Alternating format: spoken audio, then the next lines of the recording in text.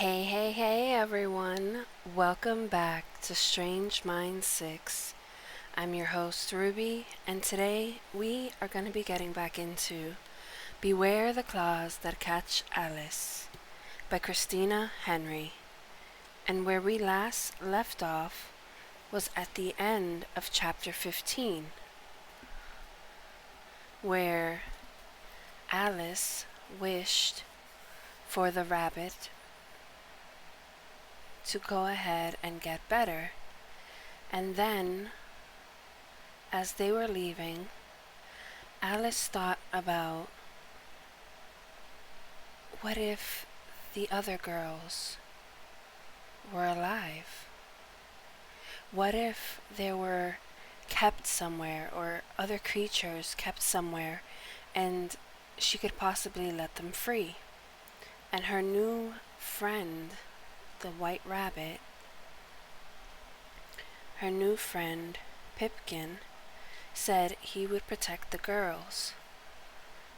And at first Hatcher was like, oh, I don't really know. How do you supposed to do that? And Pipkin just gave his word. And Alice believes him, so does Hatcher now. And that's where they're off to in chapter 16. And of course, the best part of all, the walrus was destroyed. But if you haven't hit that like button or hit that subscribe button, please do so. It would mean a great deal to me if you do. And without further ado, my dear friends, let's get into this. Let's get into chapter 16. So grab a snack, grab a drink, or sit back and relax. Pipkin nudged open the door with his nose. There was a smoldering cigarette just inside the passage. Hatcher rubbed it out with his boot. Someone watching, he said. No doubt he's gone to tell the others that the walrus is dead and their fighting rabbit killed him. There was a stair that led down just to the left of the entry, and then a hallway before them that slanted up. That was the cage. That was the way to my cage, Pipkin said, his head gesturing toward the downward stair. The girls are kept upstairs, though I am not certain where. I only know what I hear the guards saying. It's very helpful, Alice said. This way, Hatch. Hatcher took the lead, his axe in his hands. The passage led up to a very large room, a kind of oversized parlor, decked out in red velvets and carved wood. It looked, Alice thought, precisely as a bordello should look, if you thought of such things. There appeared to be no one in the room. The windows were open, letting in the night air. It always seemed to be night in the old city. In the center of the room was a wide set of velvet-covered steps, sweeping up to the left and right. As they reached the steps, Hatcher suddenly broke away and kicked over a heavy chair in the corner of the room. The girl who hid behind it screamed bloody murder. Then she saw Hatcher standing over her with the axe. Alice frowned at him and went to soothe the girl, who scuttled away as Alice approached. Hatcher backed away, tucked the axe out of sight. It's all right, Alice said. We're not going to hurt you.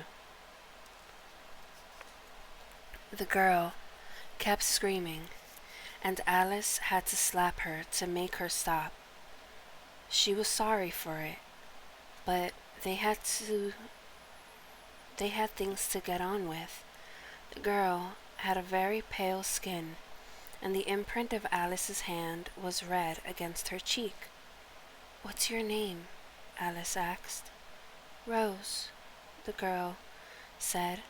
"Tom came back yelling that the walrus was butchered and that we'd all get it too. Everyone cleared out of here in a hurry, but I was afraid to go out in the street on my own in the dark." Alice gave her an approving nod. "Very wise. Now, Rose, can you help us? Do you know if there is anyone left here?" "Is he the butcher? The one who killed the walrus?"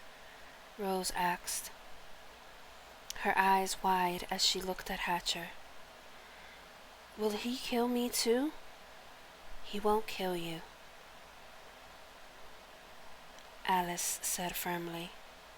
"And he didn't kill the walrus. That was Pipkin." A furry furrow appeared between Rose's brows. "Pipkin?"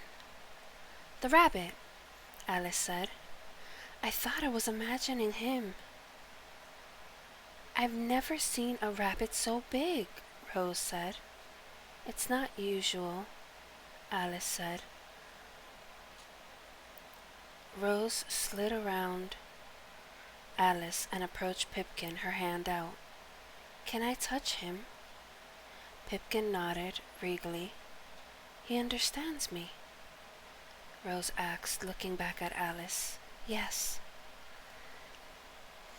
She seemed like a little child at the petting zoo, cautious and excited at the same time. Her attitude clashed with her dress, which was nothing more than a lacy slip with a thin red robe covering her shoulders. Her eyes were ringed with smeared black paint.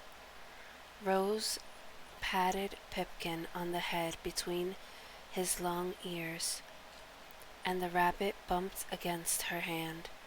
The girl giggled, and she seemed so young that Alice's heart ached. "Thank you," she said to Pipkin. "Thank you for killing him." Alice had been raised to think violence was wrong, that a person should never take another's life. She was learning that there were times when it was necessary, and even right. The gratitude shining on Rose's face only confirmed that notion. "Do you have somewhere you can go, Rose? A family?" Rose shook her head.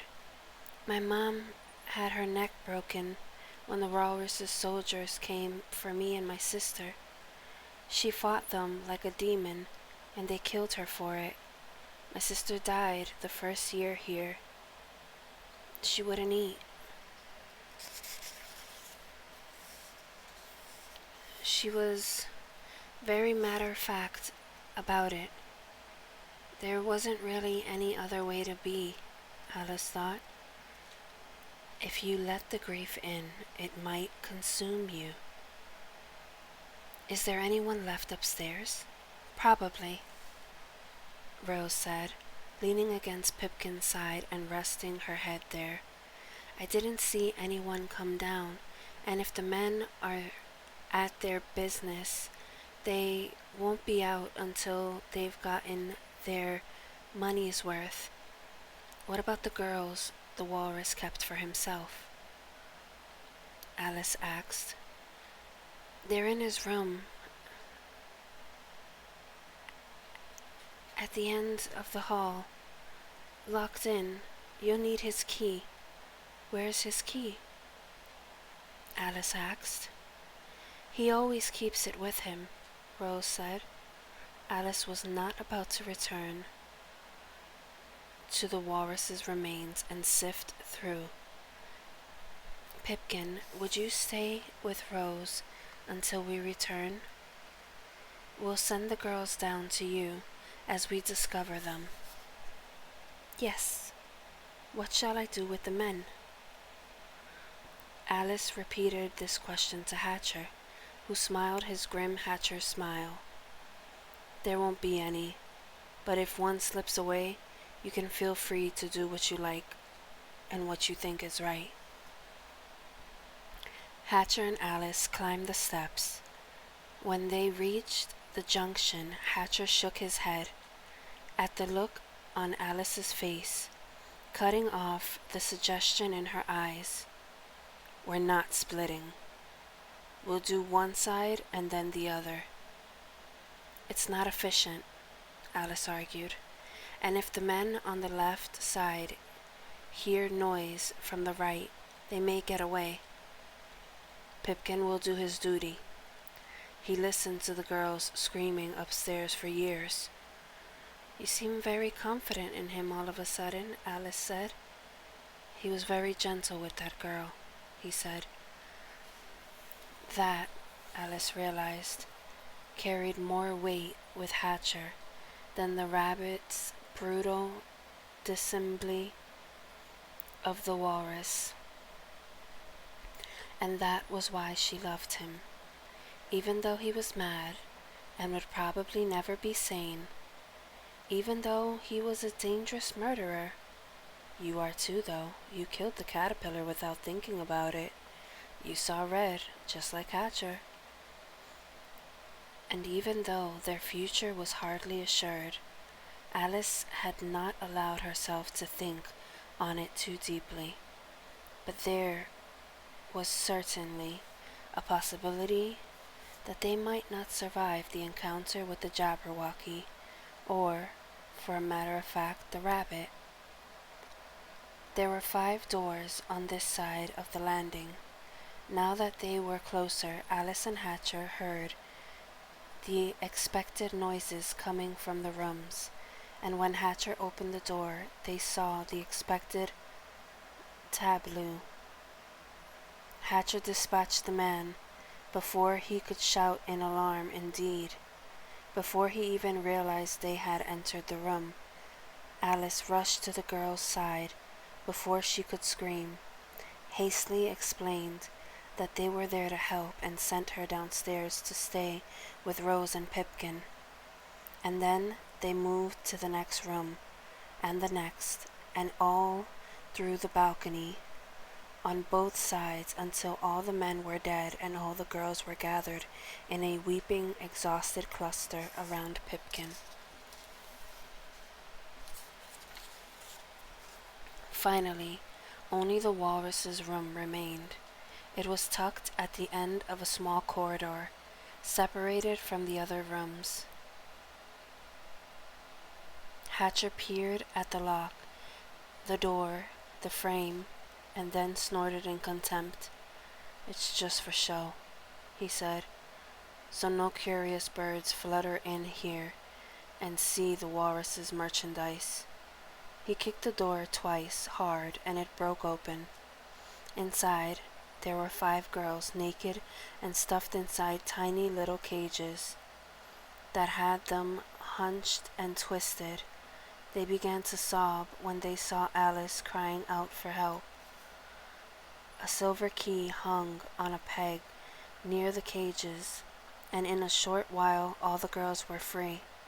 They all struggled to stand after their time in the confined space, leaning against the walls of the door frame. One girl, tiny and red-haired, kept collapsing to the floor.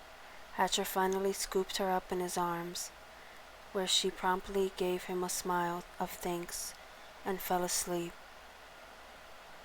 She's not slept since she got here, one of the others said. She's cried for 12 days straight. Alice searched the room for clothes and found only the walrus's oversized shirts. She handed them to each girl with an apologetic look. It could not be pleasant to wear the clothing of your tormentor, and he had tormented them. All of the girls had bite marks on their bodies and bruising at their hips where he'd held them down. Alice allowed 2 particularly hobbled girls to use her for support, and the whole party limped downward.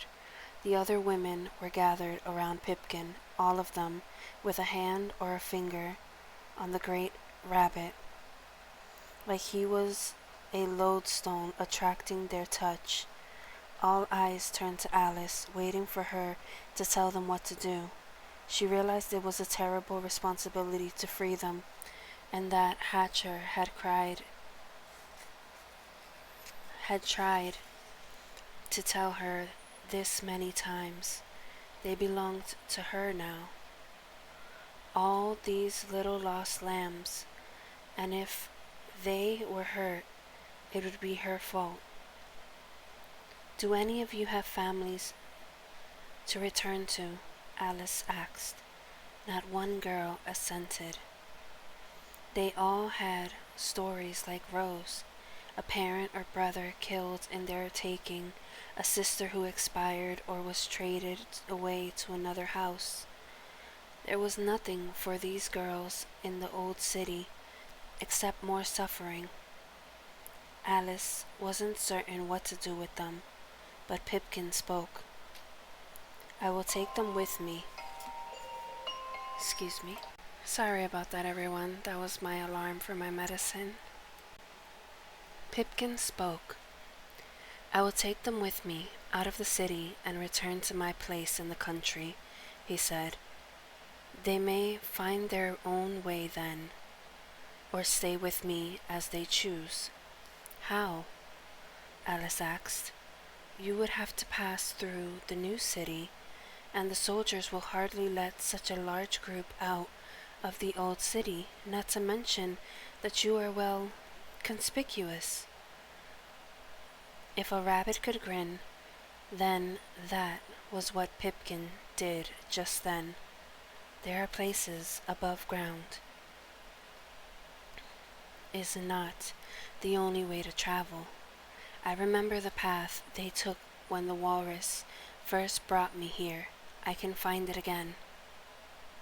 Tunnels that the walrus and the rabbit and Cheshire and caterpillar use for their own purpose, Alice warned. But the caterpillar is dead, and so is the walrus, and you would soon do the same for the rabbit. Cheshire, I think, is not interested in us, Pipkin said. Alice explained Pipkin's suggestion to the women. To her great surprise, all consented to accompany him. She would not have thought that city girls would go to the country willingly, even with all the dangers of and in the city. We've nothing to stay here for, Rose said. At least out there we'd have a chance. Alice worried that they would not be able to eat without supplies or money, or that the walrus's victims would be unable to walk. Pipkin took the 3 of the weakest on his back and assured Alice they could forage. It might be nice, said one of the girls, picking berries and all that. I had some strawberries once when I was young. My brother nicked them off a seller's cart. Never tasted anything so sweet. So it was settled, and Alice could see Hatcher's relief. He'd sympathized with their lot, and once committed, he'd freed them with his usual efficiency, but Alice knew he feared dragging the crowd around behind them like a long rat's tail. Pipkin explained that the entry to the underground tunnel out of the city was near. Alice thought she and Hatcher should accompany them to the place. She hoped their own quest succeeded, that they would take the blade from the rabbit and destroy the Jabberwocky. That completed, they could use the passage Pipkin spoke of to escape the old city and begin their search for Jenny. We've come so far, and there is still so much ahead, Alice thought, as she led the group out the front doors of the walrus's establishment. The silence in the street outside should have warned her. Alice stopped just past the threshold, turned to send the girls back inside, but it was too late. They'd been tempted by the promise of freedom far away. They crowded around and past her, speaking hopefully of their futures. Then they stopped and gasped and covered their mouths with their hands. Some of them started to cry softly. The street was littered with the dead. Everywhere Alice looked, she saw bodies of men, women, and children. There were dead dogs and horses and cats, so much blood that a river of it flowed down the middle of the street. How can this be? Pipkin asked the Jabberwocky. Hatcher, how is it that you didn't feel him pass? Alice asked. I haven't felt him since you sent him away. Hatcher said. I thought at first it was Cheshire's maze, and then that the Jabberwock wasn't near, but he was near. He just didn't want you to know, Alice. Do you think he knows about the rabbit? That the rabbit has the blade? I think he's angry, Hatcher said. He must not know yet. He's getting frustrated that he cannot find it. What will we do now? One of the girls cried. We'll do just as we intended to. Pipkin will take you out of the city. How? Whatever did this will come for us too. An angel of death. Others murmured their agreement. An angel of death will find you whether you hide in the house or not, Alice said. Pipkin, show us the way. The rabbit moved into the streets carefully, picking his way over the bodies as best as he could. His white paws were soon stained red, as were the bare feet of the women. Not one of them had shoes. Shoes mean we can run away, one girl told Alice, and several wept so hard they could barely see in front of them. Alice and Hatcher brought up the rear of the group, ensuring the stragglers did not fall behind. Alice tried not to think about what squished beneath her boots. Their progress was so slow that Alice feared they would be caught out in the open by the Jabberwock. Hatcher pointed out in a slow whisper that the Jabberwock had no reason to think he'd left anyone alive behind. It seemed to take hours, though. In truth, it was only a few blocks away, just as Pipkin said. There was a little shack crammed between two larger buildings. On one side was a tavern very much like the one Nell and Harry had, and on the other was a shop that sold medicines for healing. In there, indicated in the shack, Pipkin said. His memory was very, very clear for a rabbit who'd used the path only once, and Alice told him so. Rabbits don't forget, he said. It sounded like a promise to Alice and a warning about the other rabbit. There must have been guards posted once, otherwise curious folk might wander in, and that didn't seem the sort of thing the walrus would approve. Any watchers were likely mixed in the Jabberwocky's other victims. Just inside the door was a slanting hill dug into the dirt, and below a cave like the one Alice and Hatcher had taken from the caterpillars to the walrus. The girls rushed down the ramp, whooping with joy.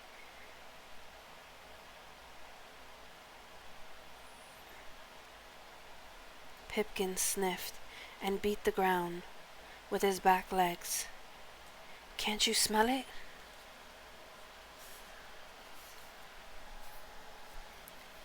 Alice copied him.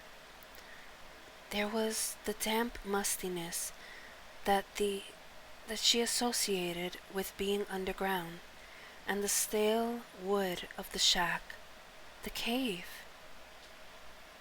Pipkin shook his head. Open fields and flowers and trees and butterflies and rain. Alice remembered the dreams she'd once had of a cottage by the lake and someone bringing her tea, and thought that might be a home for her and Hatcher. She longed suddenly to go with Pipkin too. "I'd best follow them before they get off too far on their own," Pipkin said. He nudged Alice with his nose, and she smiled, and he disappeared down the tunnel. Hatcher took Alice's hand. "We can't go." "I know," she said. Her future didn't have butterflies and flowers and rain followed by sunshine. Her future slogged through a river of blood to find the well from which it sprung. She buried her head in Hatcher's shoulder, ashamed of the tears pricking in her eyes. She couldn't run away now and let everyone in the old city fall beneath the Jabberwock's wrath. And if the monster found the blade, its rage would only spread until there was no safe place, not even in a cottage by a clear blue lake. So she and Hatcher left the tunnel behind and followed not the White Rabbit, but the Red River. There were no other crumbs for them, as they had to find Alice's rabbit, but had no notion of how to do it. Anyone who might have told them about the rabbit's place was dead. "Hatcher," Alice said. "Everyone calls you Hatcher of Heathtown." "Yes," he said. "That's where I lived before with Hattie and Jenny." "Could you find it again?" Alice asked. "You said before you followed a map in your head from Bess's place." Hatcher glanced about. "I don't see anything familiar. I don't think I've ever been here before, though it's not easy to tell all this. Though it's not easy to tell with all of this." He gestured at the massacre around them, which only increased in number as they followed in the Jabberwocky's wake. Alice noticed that several of the buildings had holes torn in the front, as if the creature had broken through the walls to get to those cowering inside. "But if you do see something familiar, you could find Heathtown?" Alice persisted. "And then find my way to the rabbit from there." Understanding, Hatcher nodded. Yes, she said, and then put her hand on his shoulder. "Though I'm sorry to have to take you back to that place." A muscle flexed in his jaw. "You'll have to go back to the rabbits, won't you? If you can face that, then I can face this." wasn't quite the same, Alice thought. She still didn't remember all of what happened, and she suspected that thanks to the caterpillar, Hatcher remembered everything. It was broken and mixed with other things in his mind, but it was all there. It was easier for Alice, or at least it would be until her memory returned completely. Perhaps then she would be afraid. A strange thing had happened in the presence of the walrus, though. She'd felt very frightened, especially after she remembered what he'd intended to do to her. After she saw his gloved hands and remembered those hands forcing her to eat cake that made her sick and dizzy. When she'd seen Pipkin being whipped, her fear had disappeared, and it had never properly returned. She was not stronger than the walrus. He could overpower her easily. She didn't even know what to do with the magic she possessed, but she had not been afraid. In not being afraid, she had frightened him, because a girl who was not afraid was a girl who might harm him, and Alice was the girl who had escaped the rabbit. She must remember that when she saw him again, Alice had escaped. Cheshire and the caterpillar had talked to the rabbits, had talked of the rabbit's mark on her, but she had marked him too. She had made sure he wouldn't forget her. Rabbits don't forget. The night seemed to go on, and Alice thought the sun might never rise again. Now that the Jabberwock raged through the old city, rats emerged from the dark places, feasting on those in the street. After meeting Nicodemus, she did not begrudge them the meal. They needed to survive too. She was not tired from the walk, as she expected she might be, but her stomach growled. "I heard that," Hatcher said. "Why didn't you say anything before?" "I'm ashamed to be hungry," she admitted. "It doesn't seem right." "They're dead, Alice," Hatcher said. "We are still living, and we wish to remain so." They found the remains of a greengrocer's food scattered out into the street. Inside there were some fruits and bread on the shelves that appeared untouched. Alice hungrily wolfed down half a loaf of bread, facing the wall the entire time so the sight of the dead did not stop her from eating. Hatcher was right. They were alive, and they needed to do what they must. All around them were not only bodies, but also the crushed remains of lives. The furniture lovingly owned smashed to bits. The dress saved for pennies put aside until a girl could triumphantly walk into a shop and point to the one in the window ripped to shreds on her broken body. The shop windows shattered, the carts overturned. It made Alice realize how much of life was full of empty stuff. Objects longed for because the hope of them made your small life seem bigger, better, brighter. Alice had that once.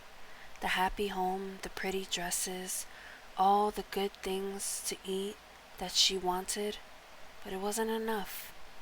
She'd wanted danger and darkness, just a taste, and in an instant, everything she had was swept away forever. She thought that any of these girls, these sad dead girls, would have been happy to have Alice's life before the rabbit. They reached a place where 4 large streets intersected, like a cross, and there was a square in the center. The trail of bodies continued ahead of them, but the streets to the right and left were clear. There was no movement in either direction, though, and Alice assumed that anyone with sense had gone inside and bolted their doors. "Which way?" Alice asked. Hatcher spun in a circle, concentrating hard. "It seems like I've been here before. The square, something about it." "Did you bring Jenny here on Giving Day?" Alice asked. "There's no Giving Day in the old city." Hatcher said the ministers wouldn't waste pennies on the ramble. Alice fell silent, chastened yet again by the differences between them. Their lives had been so different before the hospital. Without tragedy, they would never have crossed paths at all. Should she be happy that they had found each other, or sad at the choices that led them there? "That way. Heathtown is that way," Hatcher said finally, his face triumphant. Alice was relieved that their path diverged from the trail of bodies. Their boots left bloody marks behind for some time, their passage apparent to anyone. They could only hope that no one was following them. Everyone who might have reason to is dead, Alice reasoned, or is ahead, not behind. The empty street was nearly as eerie as the one filled with the remains of the dead. This was a creature worse than any criminal, gang, or boss. There were accepted norms of behavior for those types. Unrestrained massacre was not one of them. The sky lightened to a light violet color, not committing to blue. Alice could not see the sun, which hovered just below the line of one-story shanties that comprised Heathtown. Hatcher was silent, lost in his memories, and Alice was afraid to speak, to break the hush that blanketed the city. Hatcher stopped walking. "We're here."